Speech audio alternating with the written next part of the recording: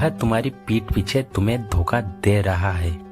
क्या वह मेरे पीठ पीछे कुछ कह रहा था?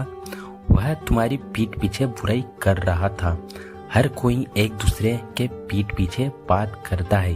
तो गाइस इस तरह के सेंटेंसेस जो कि हमें हमारे डेली लाइफ में न जाने कितने ही बार हमको यूज़ करना होता है, और अक्सर आप लोगों ने इनका यूज़ हिंदी में न जाने कितने ही बार किया होगा और सुना भी होगा। सो डोंट वरी गाइस, आज की वीडियो में हम लोग सीखने वाले हैं कि इन्हें इंग्लिश में कैसे बोला जाता है। तो गाइस इन्हें इंग्लिश में बोलने के लिए सिंपल से फ्रेज का यूज़ किया जाता है, वो है बिहाइंड समवन्स बैक, जिसका हिंदी मीनिंग होता है किसी के पीठ पीछे या फिर किसी के पीठ के पीछे।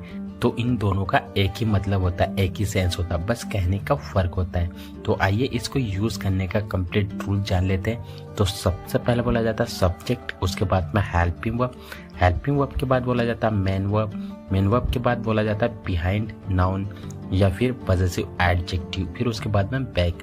एक और बात यहाँ पे क्लियर करना चाहूंगा गाइस, जो पॉजेसिव एडजेक्टिव है इसमें आएगा my, your, his, her, their etcetera. तो चलिए यहाँ पे कुछ एग्जाम्पल्स लेते हैं ताकि इसे और बेटर तरीके से सीख सके। वह तुम्हारी पीठ पीछे तुम्हें धोखा दे रहा है। He is cheating on you behind you're back. He is cheating on you behind you're back. क्या वह मेरे पीठ पीछे कुछ कह रहा था? Was he saying something behind my back? Was he saying something behind my back? हर कोई एक दूसरे के पीठ पीछे बात करता है। Everybody talks behind each other's back. Everybody talks behind each other's back. उन्होंने उसकी पीठ पीछे उसकी तारीफ की। They praised her behind her back. They praised her behind her back. वह लोगों के पीठ पीछे उनको गालियां देता था। He used to abuse people behind their back. He used. तुम बिगड़ते जा रहे हो, वो बिगड़ता जा रहा था। तुम्हारे बच्चे बिगड़ते जा रहे हैं, उसकी आवाज़ बिगड़ती चली गई।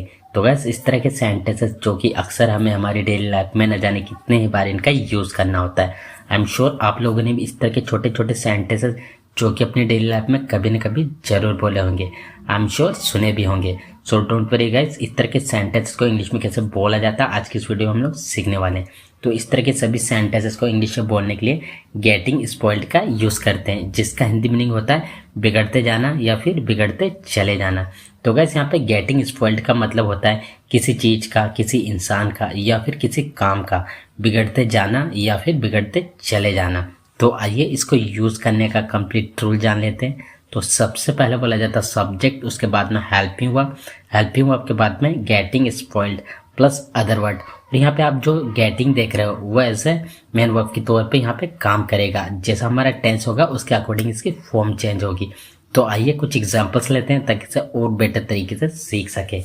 तुम बिगड़ते जा रहे हो, you are getting spoiled, you are getting spoiled.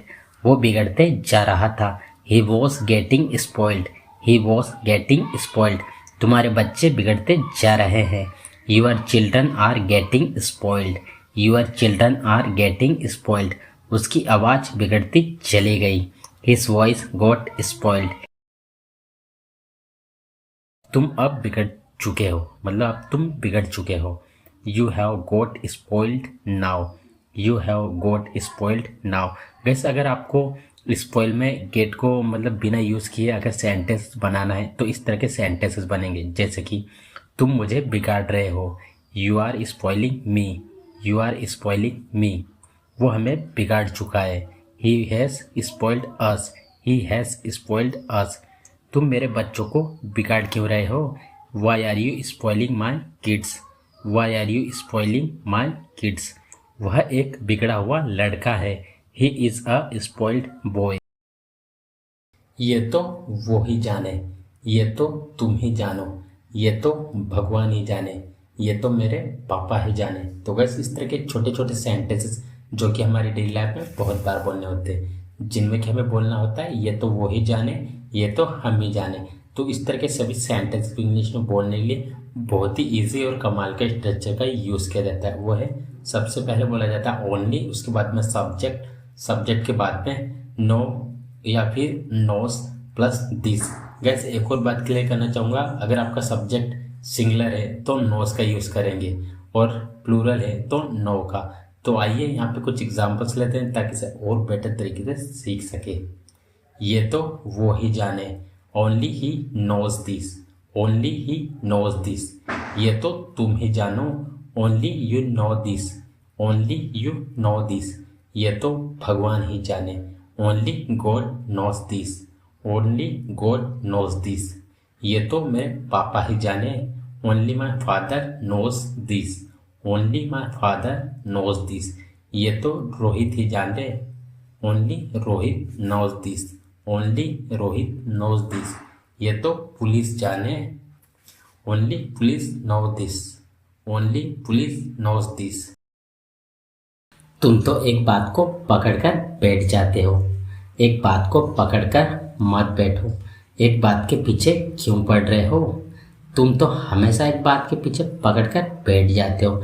तो गैस इस तरह के सेंटेंसेस जो कि अक्सर हमें हमारी डेली लाइफ में बोलने होते हैं। आई एम श्योर आप लोगों ने भी इस तरह के सेंटेंसेस जो कि अपनी डेली लाइफ में अक्सर बोला होगा और सुना भी होगा। सो डोंट वरी गैस, आज की इस वीडियो में हम लोग सीखने वाले हैं कि इस तरह के सभी सेंटेंसेस को इंग्लिश में कैसे बोला जाता है। तो इस तरह के सभी सेंटेंसेस को इंग्लिश में बोलने के लिए एक फ्रेज यूज़ किया जाता है, वो है get stuck on one thing, जिसका हिंदी मीनिंग होता है एक बात को पकड़ कर बैठ जाना या एक बात के पीछे पड़ जाना। तो आइए इसको स्ट्रक्चर में कैसे यूज़ किया जाता देखते हैं। तो सबसे पहले बोला जाता है सब्जेक्ट, उसके बाद में हेल्पिंग वर्ब, हेल्पिंग वर्ब के बाद बोला जाता है get stuck on one thing. तो गाइस यहाँ पे एक और बात क्लियर करना चाहूँगा, यहाँ पे जो आप गेट देख रहे हो वैसा मैन वर्ब की तरह काम करेगा, जैसा हमारा टेंस होगा उसके अकॉर्डिंग इसकी फॉर्म चेंज होगी। तो आइए यहाँ पे कुछ एग्जांपल्स ले लेते हैं ताकि से और बेटर तरीके से सीख सके। तुम तो एक बात को पकड़कर बैठ जाते हो या फिर तुम तो एक बात के पीछे पड़ जाते हो। You get stuck on one thing, you get stuck on one thing. एक बात को पकड़कर मत बैठो या फिर एक बात के पीछे मत पड़ो। Don't get stuck on one thing, don't get stuck on one thing. एक बात के पीछे क्यों पड़ रहे हो या फिर एक बात को पकड़कर क्यों बैठे हो। Why are you getting stuck on one thing, why are you getting stuck on one thing. तुम तो हमेशा एक बात को पकड़कर बैठ जाते हो या फिर तुम तो हमेशा एक बात के पीछे पड़ जाते हो। You always get stuck on one thing, you always get stuck on one thing. उसे एक बात के पीछे नहीं पड़ना चाहिए था या फिर उसे एक बात को पकड़कर नहीं बैठना चाहिए था। He should not have got stuck on one thing, he should not have got stuck on one thing। तो गाइस आज की इस वीडियो में बस इतना ही। आई होप आज का ये वीडियो आप लोगों को बहुत अच्छा लगा होगा। गाइस अगर आपको ये वीडियो अच्छा लगा है तो वीडियो को लाइक करें। अगर आप हमारे चैनल पर पहली बार आए हो तो वीडियो को लाइक और चैनल को सब्सक्राइब करना ना भूलें। मिलते हैं एक ऐसे शानदार वीडियो में। Till then take care.